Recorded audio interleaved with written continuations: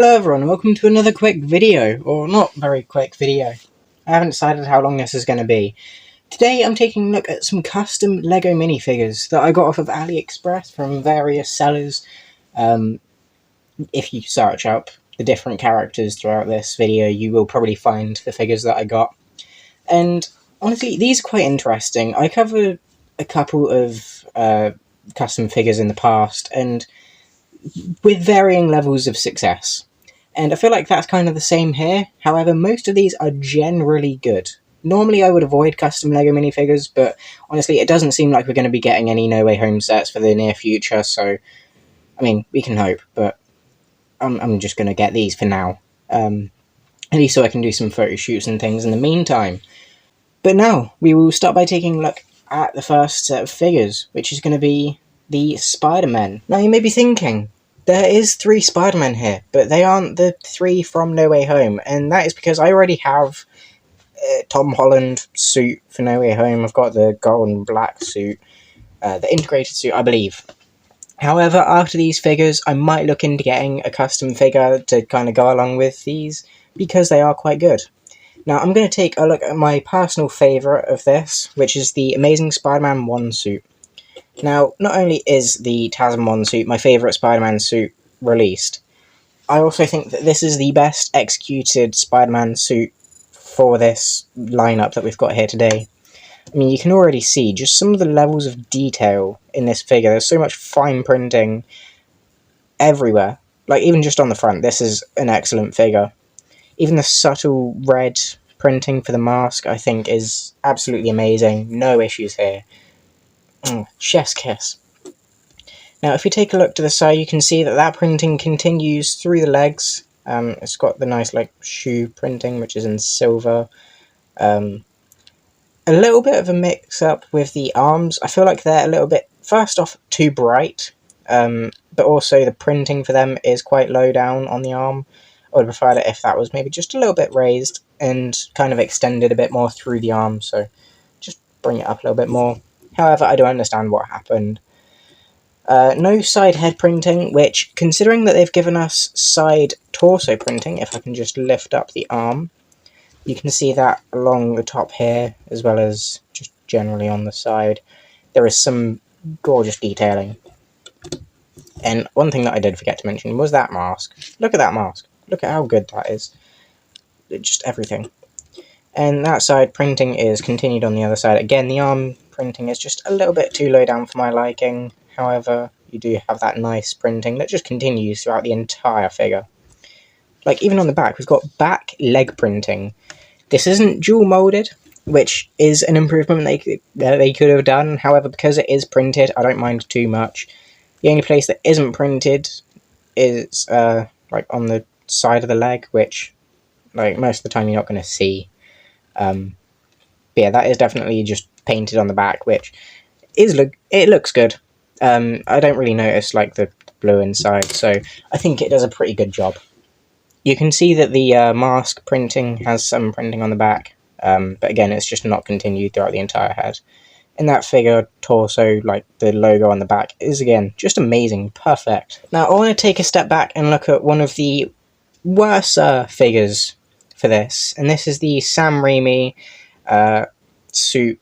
This, I don't know if it was based on the one from the Sam Raimi movies, like Spider-Man 3, or if it was meant to be the suit that he wears when he's in No Way Home, but this Tobey Maguire Spider-Man suit, the suit bit looks good, the mask, not so much.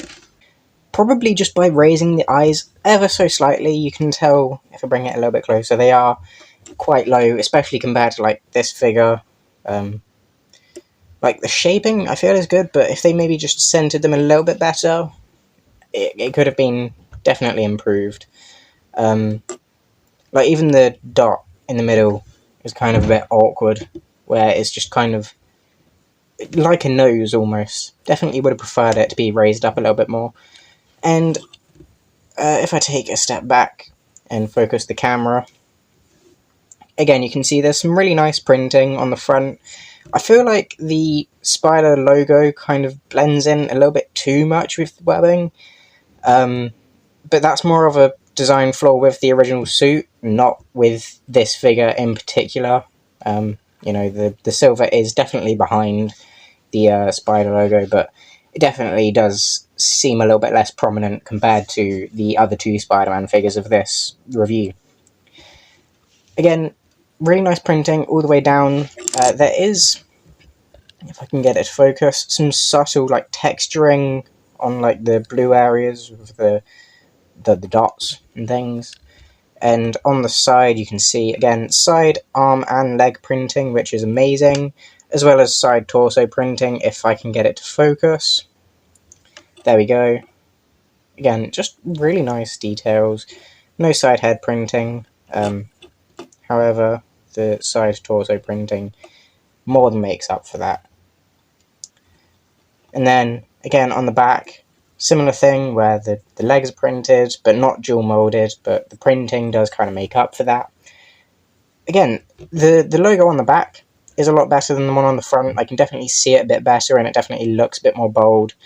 The arm printing for this one, compared to the other TASM suit, is a lot better. I feel like the printing is slightly higher, slightly more continued, and a little bit less squished. However, it still could be improved, bringing it up just a little bit. However, I wouldn't expect LEGO to do that if they were to do it, yet alone this company here making these. Now we'll take a look at the final Spider-Man suit. Now here we have the Amazing Spider-Man 2 suit. Now, this figure is definitely an improvement over the Raimi figure. The mask is definitely the best bit for this figure. However, I do have a couple of issues with it. I don't know what other colour they would have used, whether or not they should have gone with like a grey, or like a slightly lighter black. But I feel like in The Amazing Spider-Man 2, it was kind of sometimes grey, sometimes black, kind of depending on the lighting. I feel like black just looks a bit off. However, you know, it's nothing too bad. That is kind of my only complaint, I guess. It's not that bad. It is, like, I can live with it. It's just, I don't know what other colour they would have used. I kind of feel like the webbing does get a bit of a mess up top here, but again, I think it does look good for what they're doing.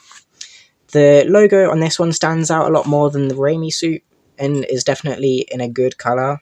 I think they maybe could have done this colour for the webbing, but then I feel like the logo in the middle would have definitely been a bit faded, so I do see why they didn't do that.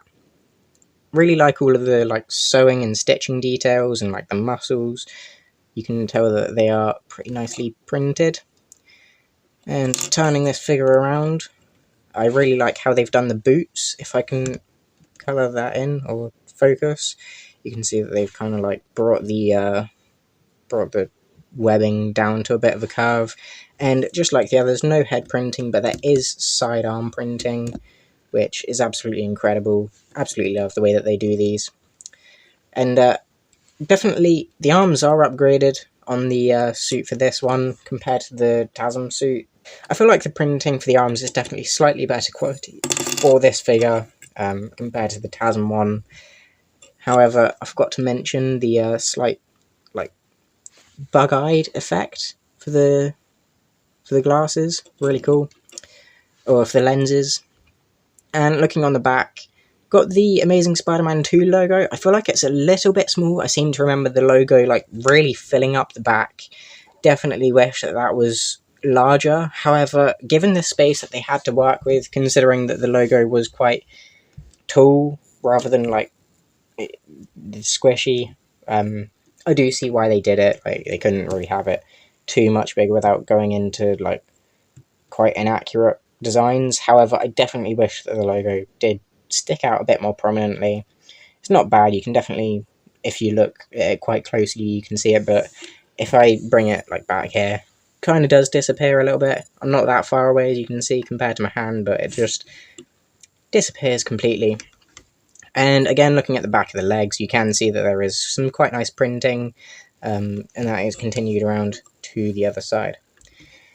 Now, one thing that I do want to mention about all of these figures is the fact that they have sidearm printing is amazing. As a photographer and as a LEGO collector, I do feel like the printing is amazing. Really like that. However, if you're planning on posing these a lot and like moving their arms, you will definitely notice some scuff and scratch marks. I can't really show you that well, but you can see that there is already a couple of scratches on the paint already, which isn't ideal. I definitely wish that it wouldn't happen. However, this is the reason why LEGO don't print on the arms, is because it's kind of unavoidable with the design of LEGO figures. So if you're planning on playing with them a lot, know that this is going to happen, know that the arms are going to be scuffed and scratched, but for the sake of having some extra printing, I'm not complaining. At least I can get a couple of good pictures before they start to have like the small scuffs and scratches.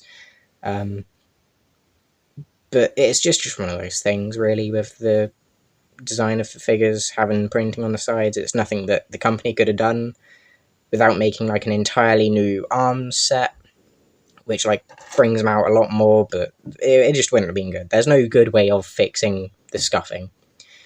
However, if you are planning on posing these and using them for display and photography, these are going to be great. Really like them, really recommend them. Absolutely massive fan. Definitely going to look into getting the Tom Holland suit to go along with these, because they're just amazing. One other thing that I forgot to mention, if I can adjust the camera, is the masks have masks for them, which is a bit weird. I don't want to stick them all the way on in case they get stuck, but yeah, they're not the best. They're a fun inclusion, don't get me wrong, and the Sam Raimi suit did also have a mask, but I've already lost that before doing this review. However, I wouldn't really use them anyway. They don't continue printing on the back either. Like, you're just... It's a big head for such little reward. The Sam Raimi mask did have an improved eye design, however, then you're missing the back of the head torso printing, and it just... massive head. It doesn't work. Speaking of heads, the figures do also have their own heads that go with the figure. If I can show you... Again, I probably won't put them on the figures, maybe for like a little roundup at the end, but just to show you the basic designs of these heads. They aren't the best. Like, I couldn't look at this figure and say, that is... oh my god, that is such uncanny. That is Peter Parker. That is the Andrew Garfield version of Peter Parker. Like, the hair is alright. I don't think I'd really complain about the hair. However, the face printing is kind of bad. Same with this one here, where the hair does kind of match what everyone uses for Tobey Maguire, but the face printing, even for the newer version, looks a bit old, looks a bit weird. Not a fan. And then, I don't know what they were trying with this one, not gonna lie. Like, he kind of looks like a blend between Tony Stark and Doctor Strange, and somehow, like, another random Joe. Don't like this head at all. I don't really recommend using the heads. You can if you want, but they're just not that good quality for Peter Parker at all. Now, the next figure that we're going to look at is the Matt Murdock, or Daredevil. And this figure did also come with a tile. They all came with a stand, but they also came with a tile, or this one did, with his lawyer business. I can't remember what it's called. Basically, in other words, I lost it already. Again, when I was moving everything over to this display stand, I ended up losing the mask as well as his tile. But it wasn't that interesting. It was a good piece for if you're building your own custom building, but for me personally, I wasn't that interested in it. Now, for the printing, this isn't as good as the other figures that we've looked at so far with the other Spider-Man. However, it's not bad. I definitely like the design for the suit. The suit does look really good. And the battens are good as well. I don't know how well they'd work with other LEGO figures. They just seem a bit off in their proportions, but they do work well with the figure here. You've got sidearm printing again, and this is the best figure for sidearm printing in my opinion. You can see that it goes all the way up to the top there. He's got this nice, lovely new moulded headpiece, or like cowl piece. Side leg printing, however, there is no side arm printing, or like side torso printing, or back leg printing, which isn't too bad. You know, I wasn't expecting there to be any side printing, so the fact that there was on the others, but not on this, considering that the different sellers as well. I'm not fussed. It doesn't mean that it's going to get scratched, so that's always a bonus. However, the side printing is good, don't get me wrong, I do quite like it. And if I remove the mask is really nice, I really like how that's done. But what is that face? It's a black head with like this mouth printed on it, and then like a black eye thing. You can tell this definitely wasn't designed to be unmasked, because that head is a bit bad. It's not even doing like the Batman design where they like have bandana. No, it's literally just his eyes are his eyes. Yeah, I like the figure, don't get me wrong, but definitely don't unmask him if you've not got another head that you're going to use. But these are quite nice. I didn't put the mask back on properly, but yeah, it's a good figure, not going to lie. Not many issues, nothing to stand out too badly in either the good, in the bad department, but there is plenty good with it. Now, I am slowly running out of time for this video, so if you would like to see a review of these figures with Green Goblin, the Lizard, Doc Ock, and Electro, as well as a custom Green Goblin glider, let me know in the comments below, and I will make sure I do a review of them as well. But in the meantime, I hope you enjoyed the reviews for the other figures. Sorry that I did run out of time, I kind of only just checked. But yeah, we will take another look at these other figures in the future. Probably the next video will be a review of these guys, if you're interested in it. And then I'll do like a big overview of everything that I collected. Thank you for watching this video, I hope you enjoyed it. If you did, feel free to leave a like, subscribe, all of that usual stuff, and I will see you in the next video. Thanks for watching, and